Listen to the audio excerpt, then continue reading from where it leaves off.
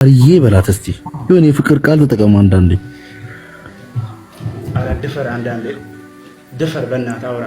ትፈራለች። ኮስተር አትበል። በስስ ተመልከታት። አዎ አይታል አመጣው። አየህ አሁንም በደንብ ሳሳ አርገው እንደዚህ ጠይቃት። ምትወጂው ናሪ በሚደግፊው ክለብ በአርሰናል ልጅሽ ለምን እንደው ተረጋጋ። ነገራት በምትወጂው እንደው እኔ አልተለወጥኩም። ቦስ እንኳን በሰላም መጣህ፣ እንኳን ተቀላቀልከ ወደ ክሩ ይመስገን። ወደ መድረክ እሞዬ በእናትሽ አውሪኝ፣ በእናትሽ አይደለም በላቸው። ምን መሰለህ ልመና አረከው። የፍቅር ሲሆን ምን ታረጋለህ መሰለህ?